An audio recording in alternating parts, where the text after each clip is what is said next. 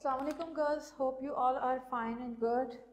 Today we will start another group of the fungi, that is Basidiomycetes. It is very diverse group in a sense that there are so many fungus which belong to this group are edible, and there are so many fungus which belong to this group are as well as pathogenic, devastating, and they may cause death and they may cause economical losses of so many crops and fruits. ठीक है, तो it basically contain both edible and devastating fungi.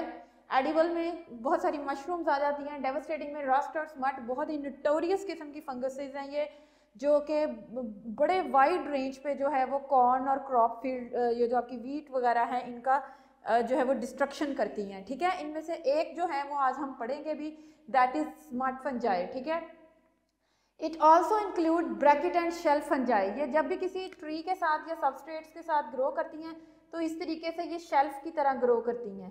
ठीक है, बिल्कुल इस तरीके से होती हैं जैसे बहुत सारी मतलब डिफरेंट ना शेल्फ्स बनी हुई हैं.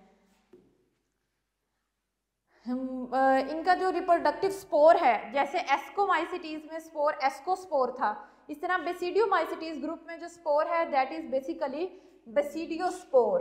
ठीक है, जो कि बेसिडियम के ऊपर लगता है और ये एक फ्रूटिंग बॉडी बनाती हैं, बेसिडियोकार्प. ठीक है, जो मशरूम है उसका जनरल स्ट्रक्चर ये होता है कि ये इसकी स्टाइप होती है और इसके जो है वो नीचे एक स्ट्रक्चर होता है अंडरग्राउंड छोटा सा, जिसके अंदर फ्रूटिंग बॉडीज लगती हैं बेसिडियोकार्प्स.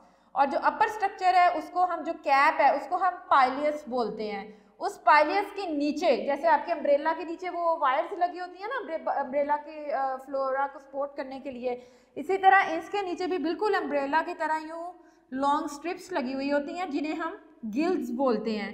उन गिल्स के ऊपर ये देखें छोटे छोटे स्पोर्स लगे हुए हैं.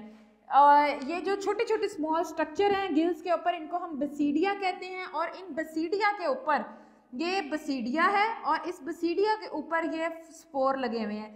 जो बेसिडियोमाइसिटीज है इसकी करेक्टरिस्टिक्स फीचर हैं कि इसमें 4 स्पोर्स लगते हैं. जैसे एस्कोमाइसिटीज में 8 स्पोर्स बनते थे, इसमें 4 स्पोर्स बनते हैं. इस ग्रुप में हम लोग बहुत सारी पैथोजेनिक फंजाई भी पढ़ते हैं, इनमें से एक आज हम डिस्कस करने जा रहे हैं उसका life cycle.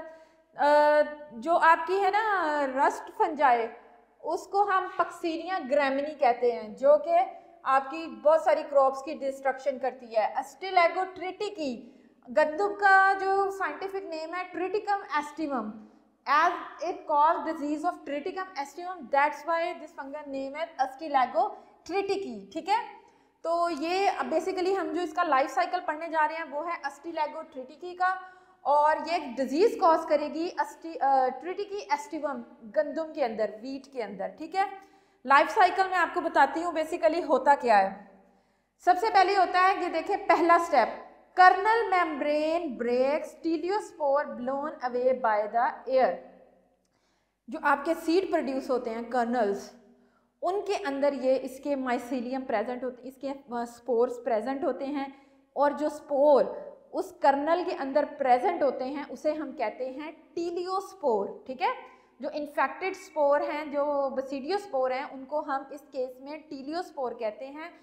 Teliospore basically are basidiospore. ये आपकी जो वीट है उसके ऊपर लगे हुए होते हैं. ठीक है, जब ये एक इन्फेक्टेड प्लांट, ये जिसके ऊपर जिन सीड्स के अंदर ये स्पोर्स पड़े हुए होंगे वो प्लांट डेफिनेटली इन्फेक्टेड होगा. ठीक है, जब इन्फेक्टेड प्लांट से पोलिनेशन के दौरान हेल्दी प्लांट के ऊपर ये सीड्स आते हैं और वहाँ पे सीड्स की फर्टिलाइजेशन होती, आपके पोलन और उसकी एग की फर्टिलाइजेशन होती है, तो ये जो आपके स्पोर्स इसके इन्फेक्टेड प्लांट की सीड्स के अंदर थे, अब they become the part of seed of healthy plant. जब ये सीड हेल्दी प्लांट के किसी सूटेबल जगह पे गिरेंगे और ग्रो करेंगे, तो अब क्या होगा कि ये जैसे जैसे वो न्यू प्लांट ग्रो करेगा, ये सीड जर्मिनेशन के साथ साथ उस प्लांट की पूरी हाइट के साथ साथ आपके ग्रो करेंगे. जैसे कोई बीमारी आपको बचपन से है तो वो जैसे जैसे आप बड़े होते जाते हैं आपके साथ साथ वो बीमारी आपके चलती जाती है. इसी तरह जब सीड जर्मिनेट करेगा तो वो बीमारी, वो टीलियोस्पोर साथ साथ अपने माइसीलियम बनाते जाएंगे और पूरी प्लांट बॉडी में अपने आप को फैला देंगे, जिसकी वजह से वो पूरा प्लांट जो है वो इन्फेक्टेड हो जाएगा. ठीक है, अब देखें जो बेसिडियोस्पोर हैं they are number in numbers, ठीक है। जब वो एक क्रॉप फील्ड में, वो एक वीट की फील्ड में नंबर्स में डिस्ट्रीब्यूट होते हैं तो वो पूरे के पूरे फील्ड्स तबाह कर देते हैं, ठीक है। ऐसी गंदम जिसके अंदर ये इन्फेक्टेड सीड्स होते हैं, उनके सीड्स बहुत पोरस से, डस्टी से, सूटी जैसे जिसको ऐश लाइक हो जाते हैं, ठीक है। जिन्हें आप हाथ में भी पकड़ें तो आपके हाथ यूँ ब्लैक हो जाते हैं।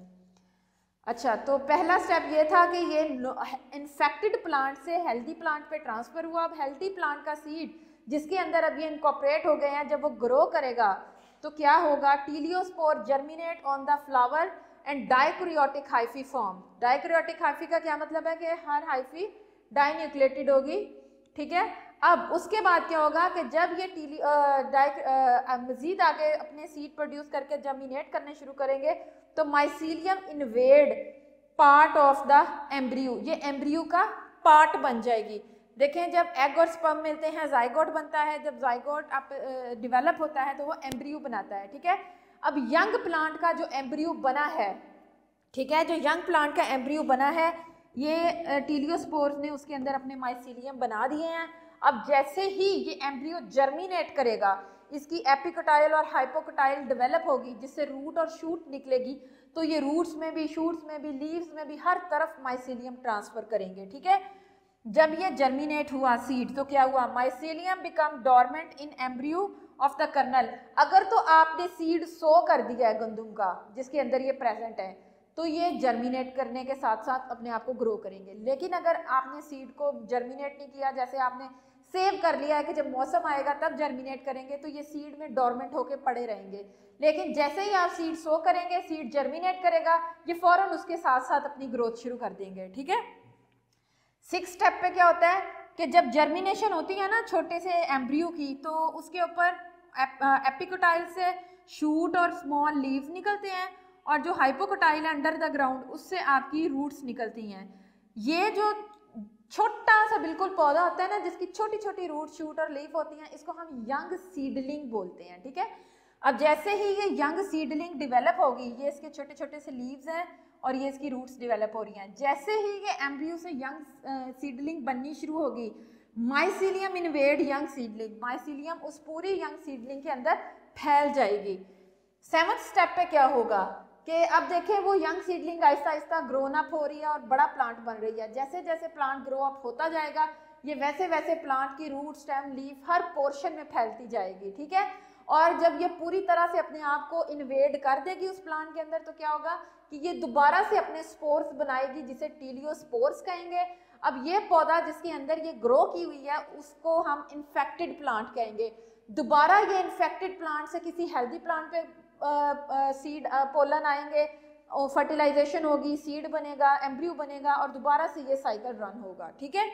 इस तरीके से ये अब जो है वो इन्फेक्टेड प्लांट से हेल्दी प्लांट पे ट्रांसफ़र होकर पूरी की पूरी क्रॉप फील्ड को जो है वो डिस्ट्रॉय कर देते हैं। और ये कोई छोटे लेवल की डिस्ट्रक्शन नहीं करती हैं, इतने ज़्यादा स्पोर्स होते हैं हमें सम टाइम नज़र भी नहीं आते हैं। और इसका खैर इलाज तो है कि हम फंजीसाइड्स यूज़ करते हैं जो कि इनको अवॉइड कर सकते हैं, इनको किल कर सकते हैं ताकि हमारी क्रॉप्स जो हैं वो सेफ़ रहें। लेकिन यह है कि जब ये किसी क्रॉप पे अटैक कर देती है तो फिर हमें सफ़र करना पड़ता है, ठीक है। So this is also about the Basidiomycetes, and in Basidiomycetes we learned about the infectious life cycle of the wheat, कि वीट के ऊपर ये अस्टिलैगो फंगस जिसे हम स्मट फंजाई भी कहते हैं कैसे अटैक करती है, ठीक है।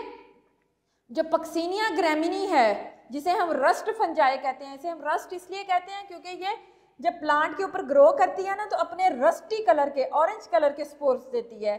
और जो अस्टिलैगो है इसे हम स्मट इसलिए कहते हैं क्योंकि ये ब्लैक डस्टी स्पोर्स ऐश की तरह के बिल्कुल होते हैं, ठीक है, पाउडरी से। So this is all about your today's lecture. Learn it thoroughly. Up to then, stay blessed. Allah Hafiz.